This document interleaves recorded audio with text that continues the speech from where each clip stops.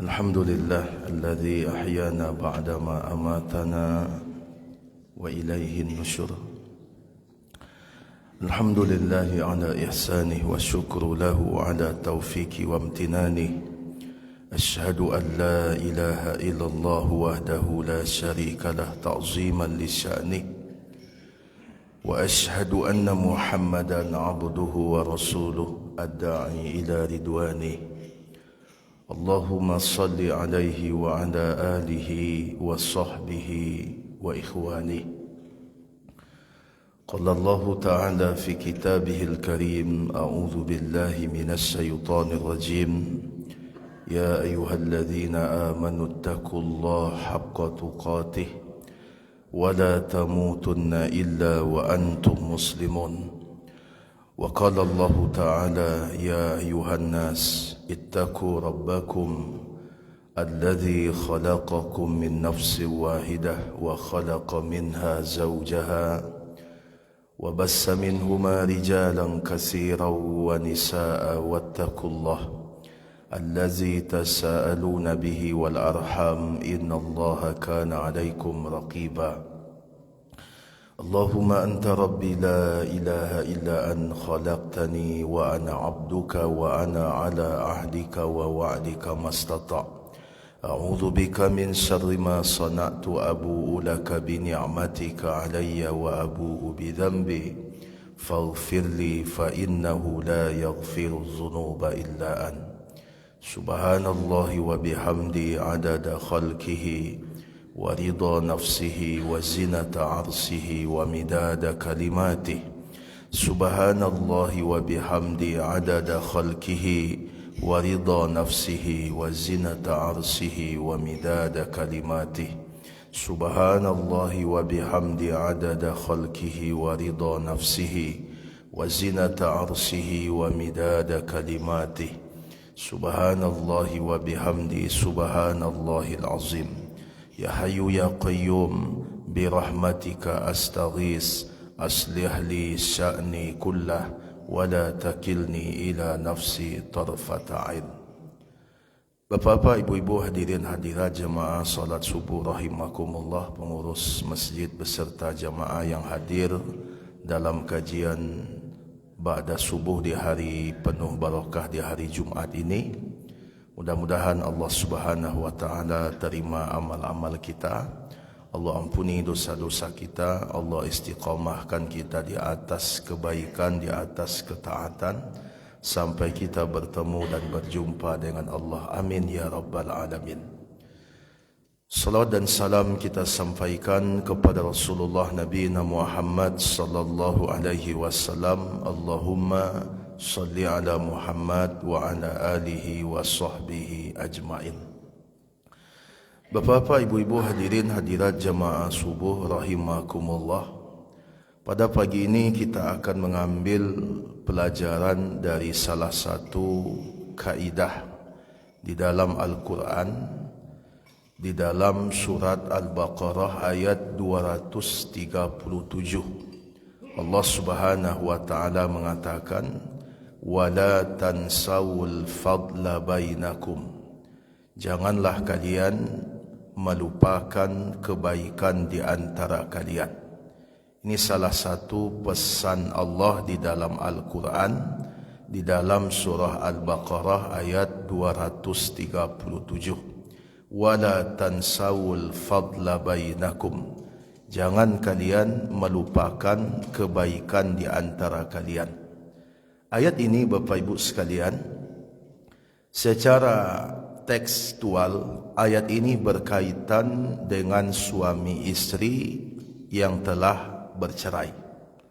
Suami istri yang telah berakhir rumah tangganya dengan perceraian.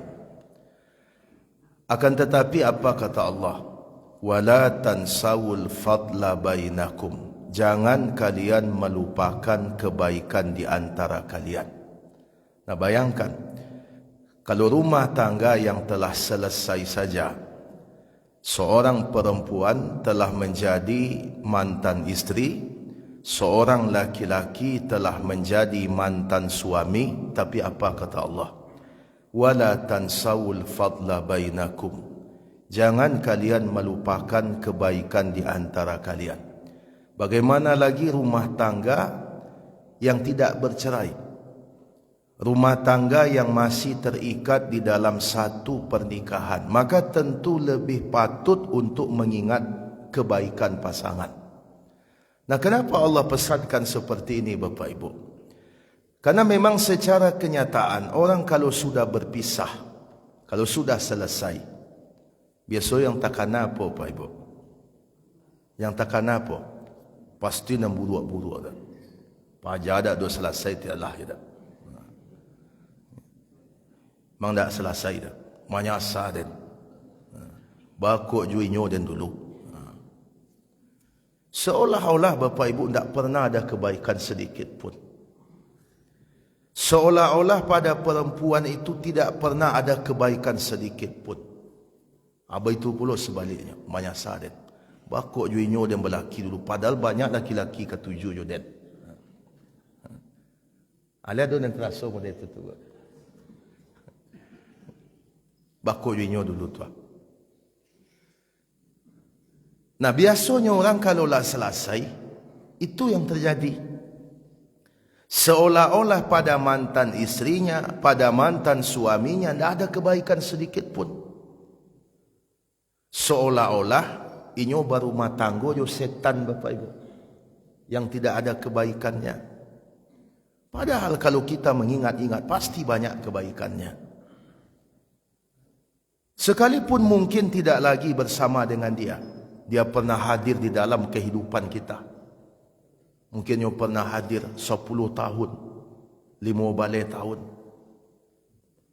Inyo yang memasakkan, inyo yang mencucikan pakaian awak, inyo yang mengurus rumah, inyo yang mendidik anak. Demikian pula seorang suami.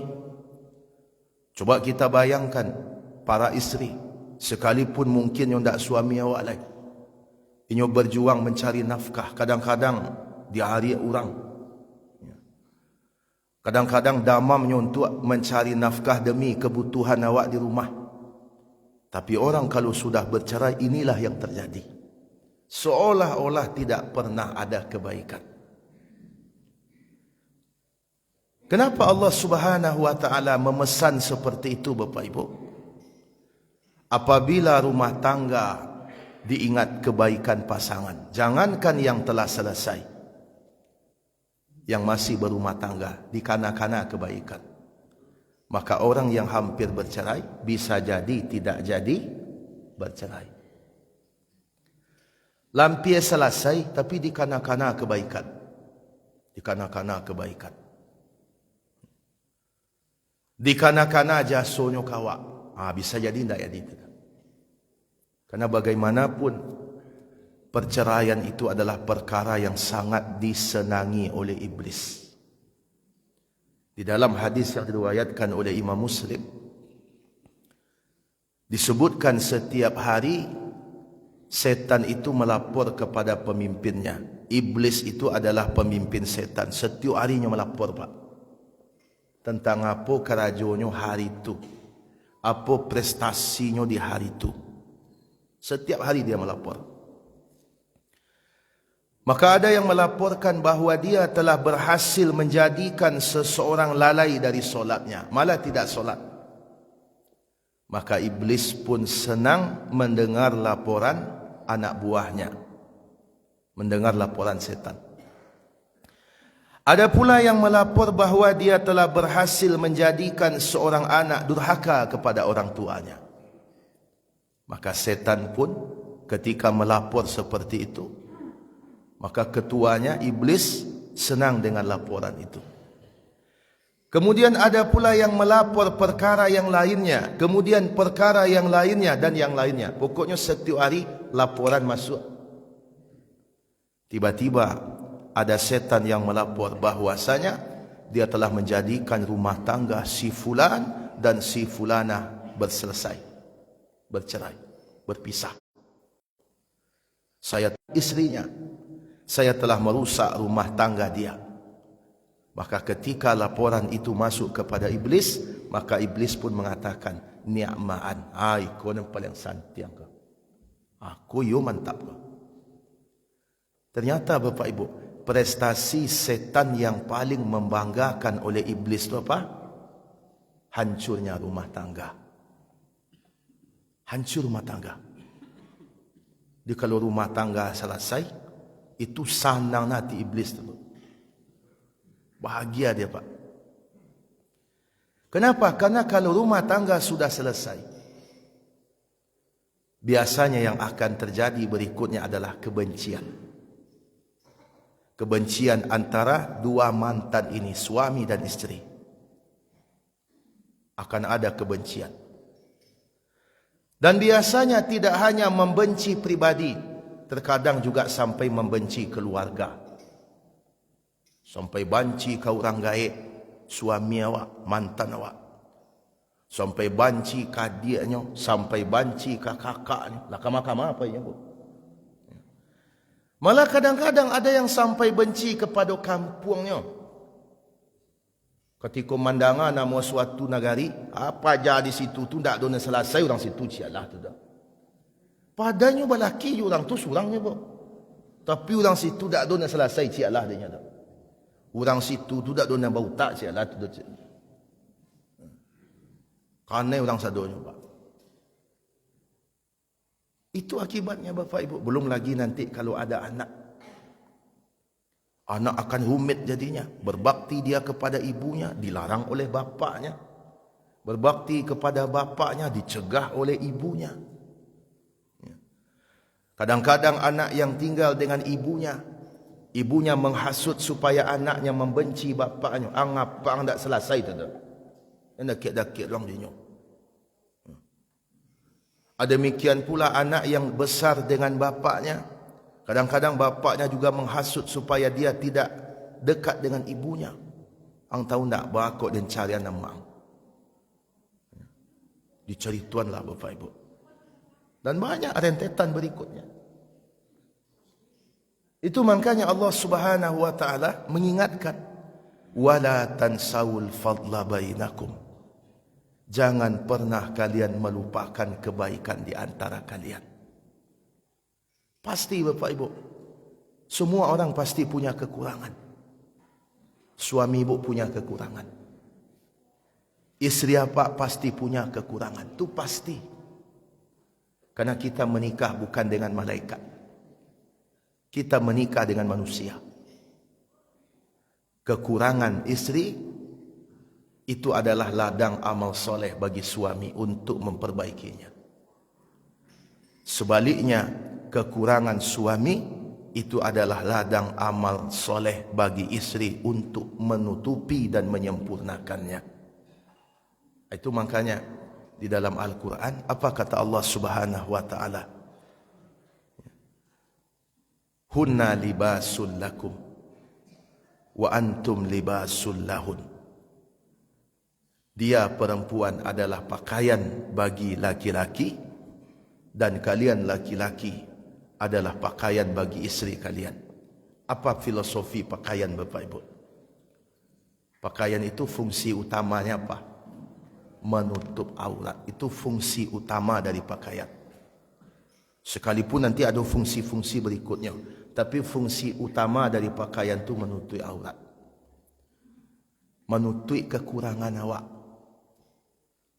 Karena itu tidak boleh seorang istri membuka kekurangan suaminya. Dan tidak boleh seorang suami membuka aib dan kekurangan istrinya. Harus dia berupaya untuk menutupinya. Karena awak pakaian. Kalau awak membuka berarti awak menjadi pakaian yang sobek nama itu. Nah, Bapak Ibu sekalian rahimakumullah, sekalipun ayat ini secara khusus berkaitan dengan masalah rumah tangga orang yang akan bercerai.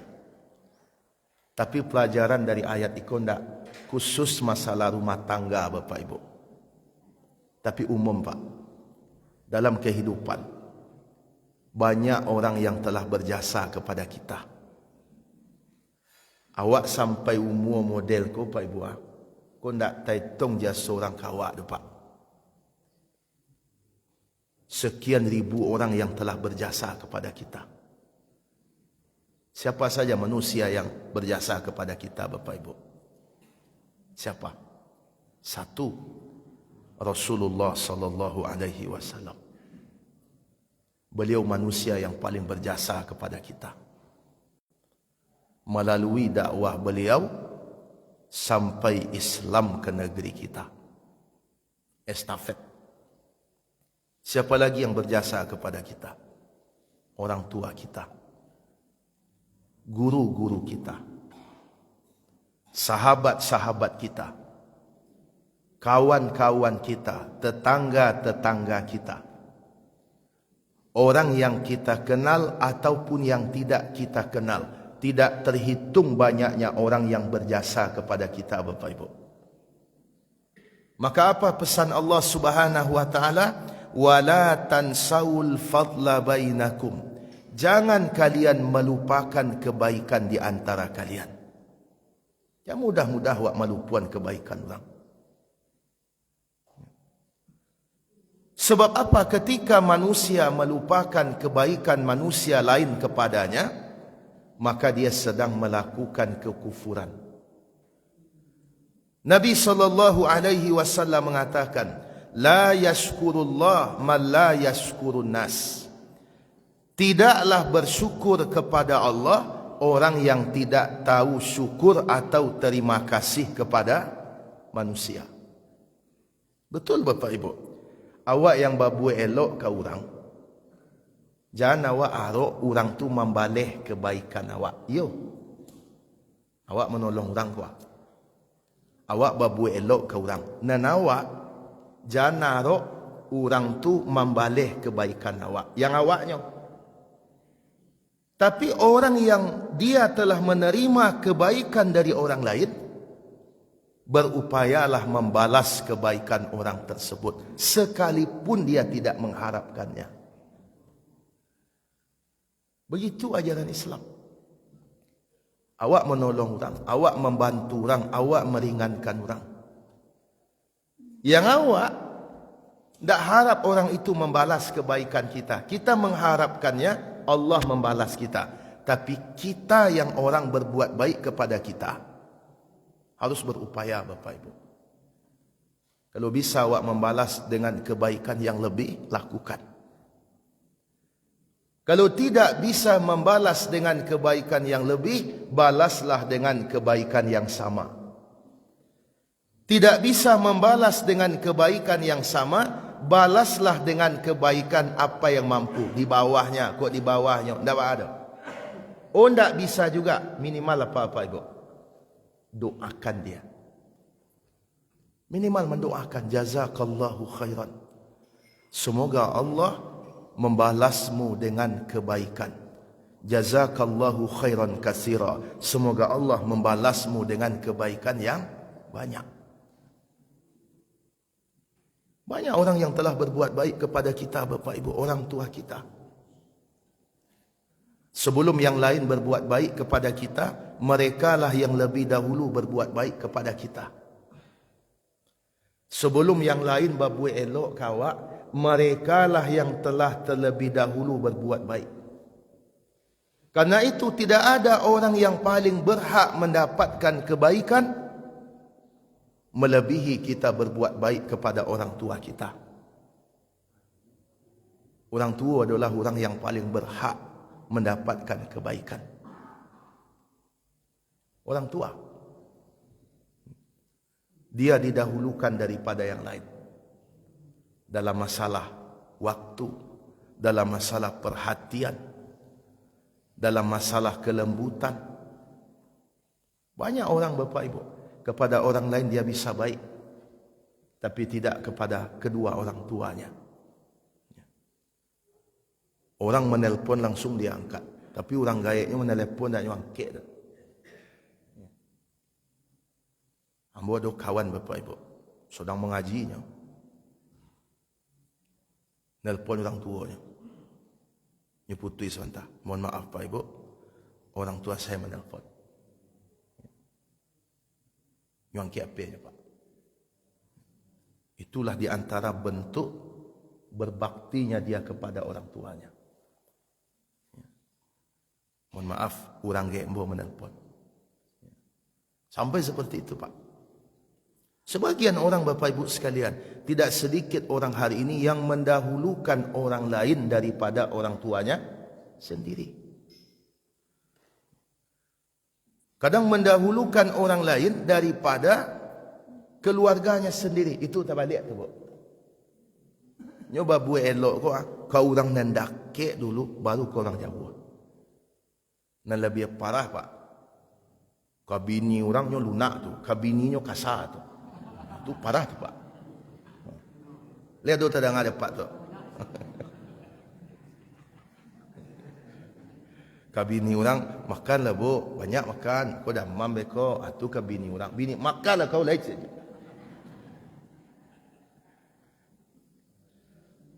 Awak elok ke keluarga awak, apoleh ke pasangan awak, Pak. Apa bagara-gara ju isteri tu palo tu, Pak. Tapi apa bagara-gara ju bini orang tu dak palo tu, Pak. Malah mungkin dosa tu. Aku kadang boleh dah, Pak. Ada orang ju orang rumah lain nyo bagara-gara tu. Ju bini kawan nyo bagara. Ju padusi di kantor tempat nyo kerajo nyo bagara. Tapi jo bininya di rumah, Bu, bantu sidang munakasah sebentuknya tu. Untuk sidang skripsi sebentuknya. Itu salah itu. Ya. Bapak Ibu sekalian rahimakumullah. Jangan pernah melupakan, Bapak Ibu. Begitu pula guru-guru kita. Apalagi guru yang mengajarkan dasar, Bapak Ibu. Awak membaca A, B, C, itu jasa, Pak. Tapi nyo kan menerima gaji, Ustaz Majambo. Apakah gaji kemudian selesai? Guru-guru yang mengajarkan kita dahulu membaca Al-Quran, alif, ba, ta. Majanawak ketika MDA, ketika TPQ. Jangan kita lupakan. Inyo dulu yang majan awak mengaji dari bawah. Membaca dari bawah. Kini awaklah santiang. Tak sekedar pandai membaca Quran dengan lancar. Pandai ge awak membaca kitab gundul. Sementara guru kita yang dahulu tetap dengan ilmunya. Jangan kita rendahkan. Ikon yang banyak kini, Bapak Ibu. Banyak sekarang. Orang kadang-kadang tinggi sekolahnya semakin tidak beradab, Bapak Ibu. Semakin jauhnya baraja.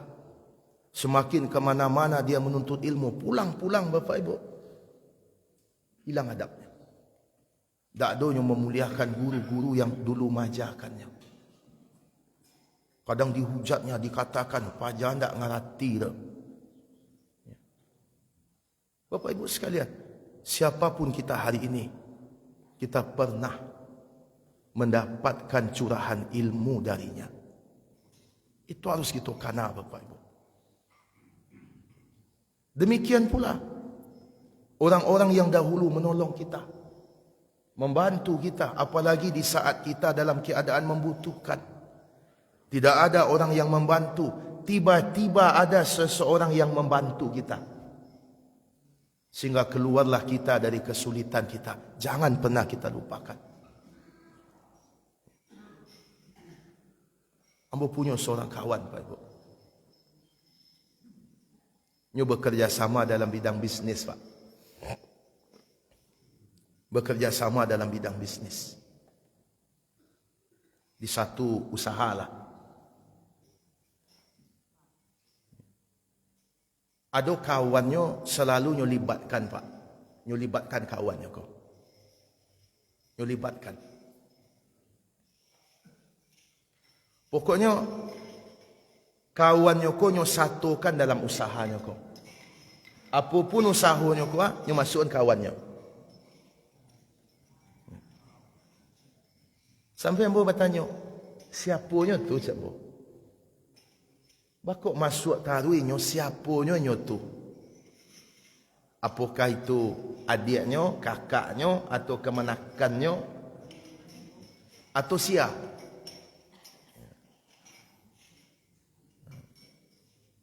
Ya, terus Pak. Unik lah bunyi galih kau dapat. Enggak ada Pak. Sampai ibu tanya Pak Ibu, bako udah tu selalu melibatkan sianu tu, apa hubungannya tu? Ternyata kakak enggak, adiknya enggak, bakari-kari enggak ada Pak. Sekedar kawan saja. Ternyata apa Pak Ibu? Inyo yang bersangkutan ku, orang yang buat cerituan ku, inyo pernah dulu berada pada titik nol Bu. Titik nol. Hampir matinya tu Pak. Tak ada piti untuk bau beg. Tak ada piti untuk bau beg. Kawannya iko Bapak Ibu relanya menjual HP-nya untuk membeli ubeknya Pak. Nyo jual HP-nya Pak. Padahal perlu jual HP tu. Nyo balian ubek ke kawan yang sakit tu. Di situlah terenyuh dia Bapak Ibu. Sampai mode tu perhatiannya kamu. Amonyo menjual HP-nya. Itulah yang teringat oleh dia terus. Sehingga dia berjanji kepada dirinya, saya tidak akan pernah melupakan jasanya. Adik Pak Ibu sekalian. Mohon maaf Pak. Kadang-kadang orang mengaji tinggi-tinggi Pak. Tapi yang model-model itu tidak adanya kerajuan. Jangan pernah kita melupakan jasa kebaikan orang yang telah berbuat baik kepada kita. Tak taitong tu. Lihat Bapak Ibu, Nabi SAW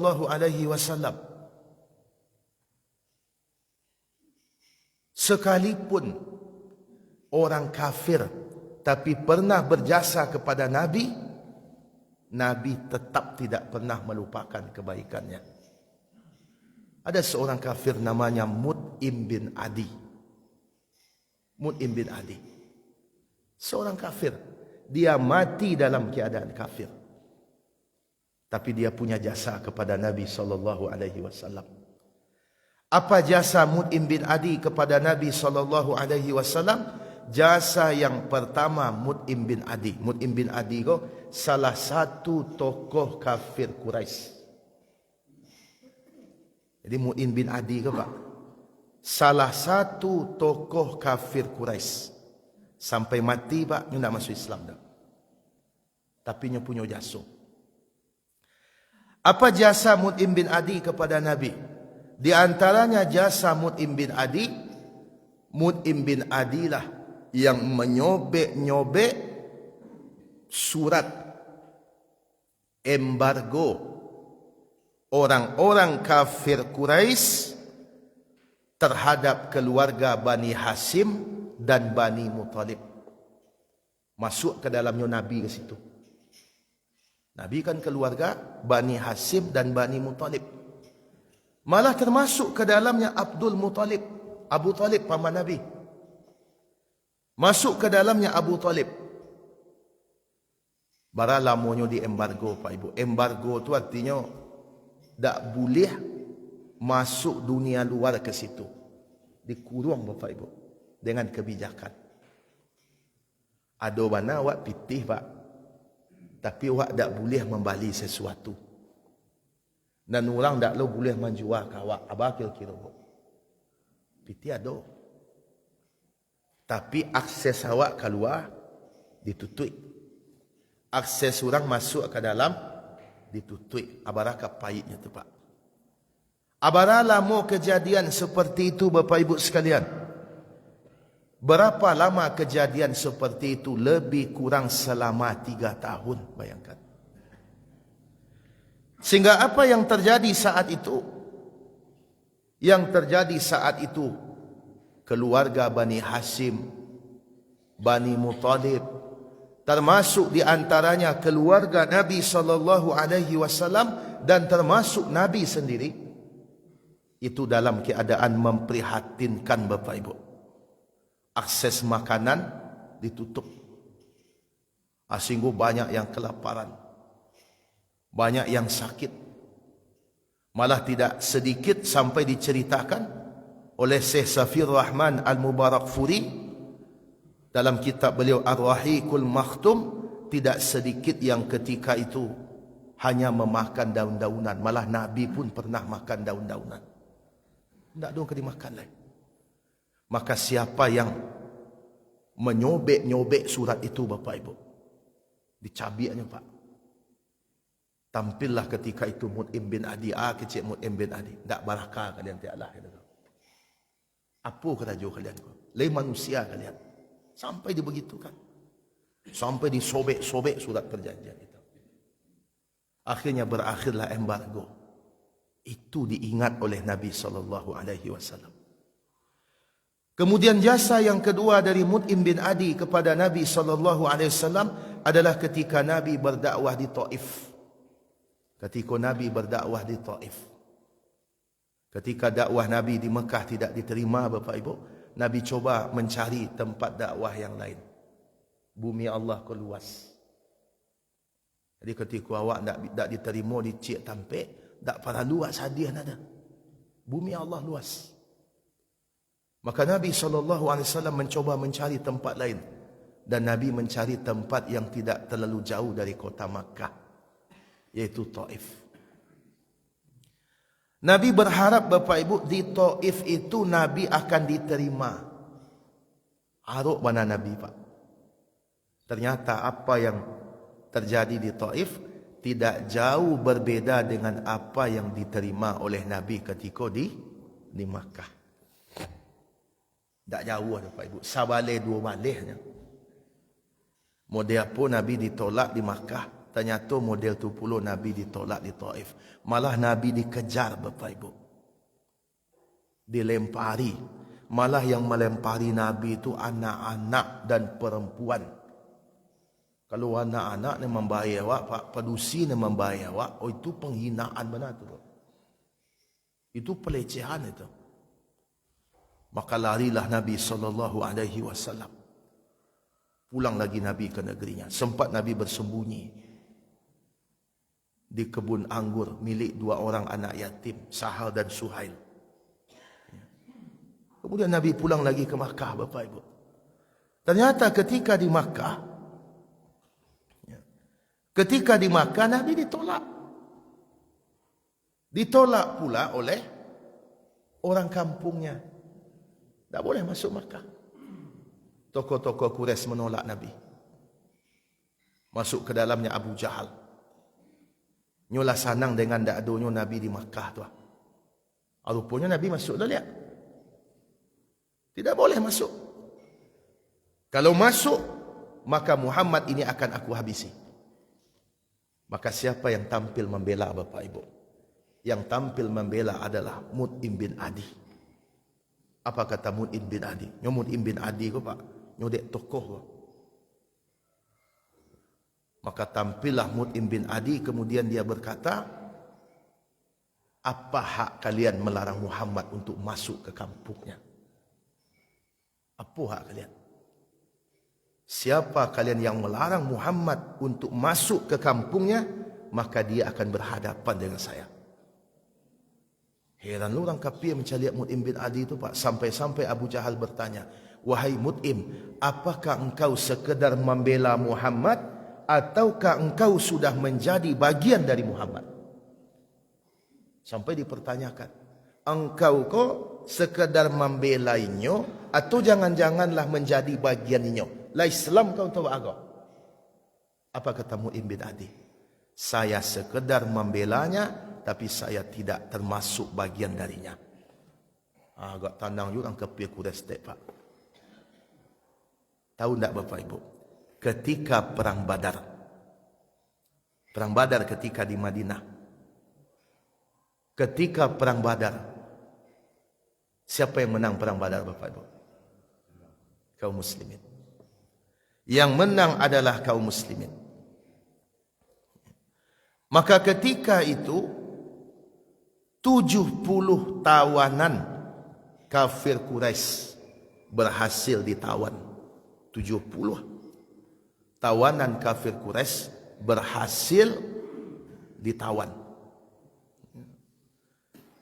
Dan kemudian termasuk di antaranya Bapak Ibu sekalian Termasuk di antara tawanan itu ada ternyata yang bakarik-karik jo Mut'im bin Adi. Ada yang kerabat-kerabatnya Pak. Mut'im bin Adi sudah meninggal dunia. Dan ketika itu belum ada aturan syariat tentang bagaimana tawanan. Alun ada ketika itu. Karena masih di awal-awal. Perang Badar tahun barat terjadi. Tahun kedua Hijriah. Berarti masih di awal-awal periode Madinah. Maka disitulah Nabi SAW ingat kepada jasa Mut'im bin Adi. Ketika mencari tawanan tu Pak, ada kerabat Mut'im bin Adi. Takanalah dek Nabi Mut'im bin Adi. Sampai Nabi kemudian mengatakan, "Lau kanal Mut'im bin Adi hayyan, summa kallamani fi haula innatna la taraktuhum lahu." Andai saja Mut'im bin Adi masih hidup. Seandainya Mut'im bin Adi masih hidup. Kemudian ia berbicara kepadaku tentang tawanan ini. Seandainya Mut'im bin Adi masih hidup hari ini. Kemudian dia berbicara kepadaku tentang tawanan. "Wahai Muhammad, tolong bebaskan kocik. Seandainya duitnya kini dan nyu mengecek model itu kamu, apa kata Nabi? La taraktuhum lahu. Maka aku akan membebaskan tawanan ini sebagai balasan kebaikannya kepadaku." Bayangkan. Nabi tak pernah melupakan kebaikan orang, Bapak Ibu. Tak pernah. Coba tengok hari ini Pak. Ambo yang kadang bingung tu Pak. Guru-gurunya yang dahulu mengajarkannya. Yang memperkenalkan dia dengan solat. Memperkenalkan dia dengan alif, ba, ta. Taruhlah guru itu tidak sempurna Bapak Ibu. Ini guru-guru surau saja. Oh, kinilah jadi orang gadang Bapak Ibu. Pak kuliah jauh pulangnya. Akhirnya jauhnya Pak, membayar guru-guru itu Pak. Ini kita belajar dari mana Bapak Ibu? Taruhlah dia punya kekurangan, dia tidak sempurna. You sampai di situ lo sekolahnya. Tapi you punya jasa kawan. You punya kebaikan. Itu yang patut diingat Bapak Ibu sekalian. Itu yang patut diingat. Kita ini Bapak Ibu bisa seperti ini. Itu tidak terhitung jasa-jasa orang. Tak terhitung Bapak Ibu. Ambo ada kenal Pak dengan dosen saya. Sudah profesor beliau sekarang.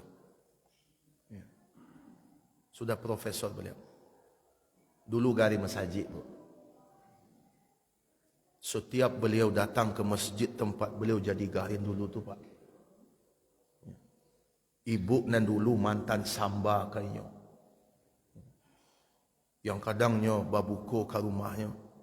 Apa yang dulu ada perhatian tetapnya datanginya Pak. Sekalipun nyolah profesor gini. Kamar yang dulunya tempati itu masihnya payo ke situ. Itu hal yang sangat bagus Bapak Ibu. Di dalam artian apa? Jangan pernah kita melupakan kebaikan orang-orang yang pernah berjasa kepada kita.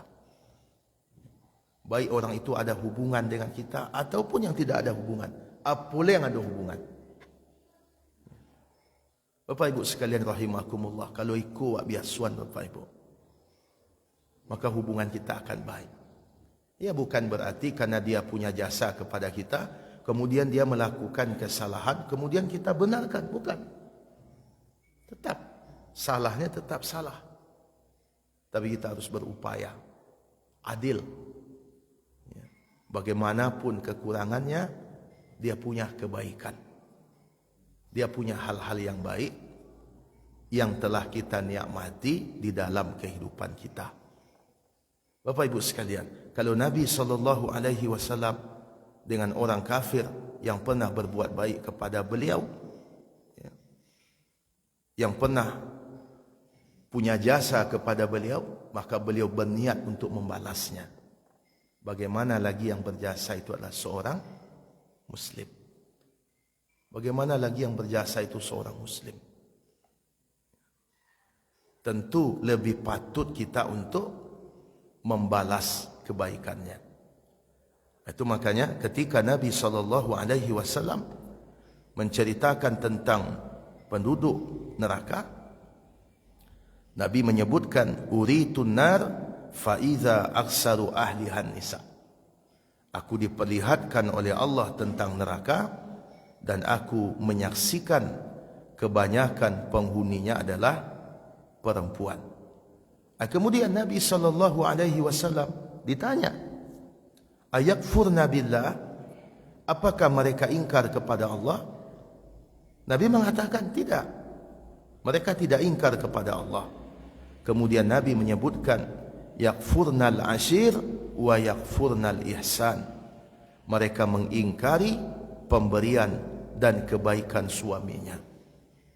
Suaminya telah memberi kepadanya sekian tahun, sekian lama. Kemudian tiba-tiba suaminya tidak bisa memberi pada satu waktu, kerana sedang payah, sedang sari jual bali. Sehingga tidak ada pemberian saat itu. Hanya anggap selama kau tidak ada. Itu kalau bahasa orang kini itu, ada uang, abang disayang. Tak ada uang, abang melayang. Begitu. Apa-apa mau dia tuju. Kana-kana kebaikan orang rumah awak. Apa kalau apa kana kebaikan orang rumah apa. Tak takana babini cik lai dapat. Ya. Tapi kalau yang dikana kekurangan, akhirnya takana cik lai. Ambo ada kawan Pak Ibu. Kalimat ambo aku pasti ibu-ibu ketuju kalau kau. Inyo kawabini cik lai untuk menyelamian jando kecil. Kecil ambo rancak tu kecil ambo. Cuma kau pasal ambo cik, jangan sampai untuk menyelamikan jando, sudah tu orang rumah awak jadi jando. Anda setuju ibu tu? Itu setuju ibu pada tu. Dek gara-gara menyelamatkan jando, sudah tu lah rumah awak jadi jando. Tu diselamatkan rumah awak tu orang. Jadi dikarenakan pasti kekurangan tu pasti ada, pasti Pak Ibu. Ya. Tapi di balik kekurangan pasti ada kelebihan. Dan titik kelebihan tu harus lebih banyak kita cari daripada kekurangan. Inilah Bapak Ibu sekalian rahimakumullah apa yang kita kaji dalam kajian ba'da subuh pada pagi hari ini. Kalau ada pertanyaan silakan Bapak Ibu.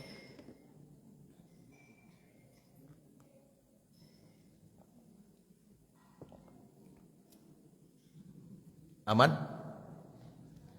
Ya, silakan Bu.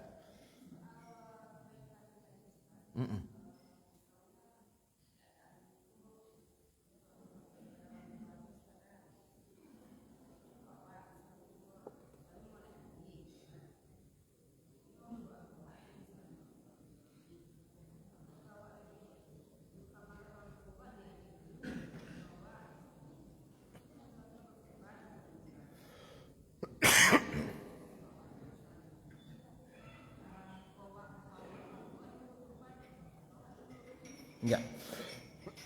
Baik, makasih Bu. Ya. Mana yang lebih utama, berkurban kita dulu atau orang tua dulu? Termasuk haji, umrah kita dulu atau orang tua dulu? Yang paling utama adalah menggabungkan. Kalau awak bisa pai bersama-sama, biaya awak cukup, gabungan sadonya. Tapi ketika kita harus memilih, maka diri lebih diutamakan dibandingkan orang lain. Dalam masalah ibadah, itu tidak dianjurkan isar. Isar itu dianjurkan dalam perkara dunia, bukan dalam perkara ibadah. Contoh, kau saf solat apa? Kau saf solat kau. Mana lebih utama nan di muka nombor 1 atau nombor 2, Pak? 1. Mana yang lebih utama ketika 1 penuh, 2 atau 3? 2. Begitu seterusnya. Jadi awak jangan ingin menghormati kawan, apa muka, Pak? Apa sepak? Apa? Tak mudah itu, awak ke muka. Ya. Awak kan saling mempersilahkan kadang-kadang, Pak. Apa salah, Pak? Pak salah. Tak mudah itu, doh. Tapi kalau dalam menerima bantuan pemerintah, apa dulu, Pak? Itu dah, Pak. Itu, Pak. Masalah pitih gue. Awak kan terbalik, Pak. Awak dalam masalah dunia, pantang awak menduluan kawan. Tapi dalam masalah ibadah, tak boleh model tu. Nah, sama juga tadi itu, Bu. Ya. Jadi kalau kita bisa menggabungkan semuanya, ya itu lebih utama. Tapi ketika kita tidak memungkinkan, kita harus memilih. Maka bagaimanapun diri itu lebih diutamakan daripada orang lain. Apalagi kalau statusnya kewajiban. Apalagi kalau statusnya kewajiban. Ya, bukan awak tak berbakti ke orang tua, tak. Ya. Tapi kalau lebih tentu awak ingin kapan perlu dibuat dia awak guys. Kapan perlu dilebarkan Bapak Ibu guru-guru awak yang punya kesan khusus bagi awak. Dibawa lah bagai.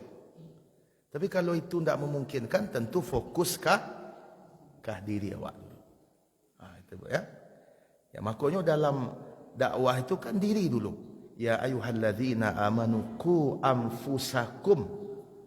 Dirimu, diri kalian, wa ahlikum, baru keluarga. Artinya dalam masalah akhirat kau, awak egois dulu, Bu. Awak dulu. Sudah awak baru melebar, begitu. Ya, itu ya. Allah. Baik. Terima kasih atas perhatian Bapak Ibu. Mudah-mudahan yang sedikit ini bisa kita amalkan dan bisa menjadi ilmu yang berfaedah untuk kita semua. Jazakumullah khairan katsira.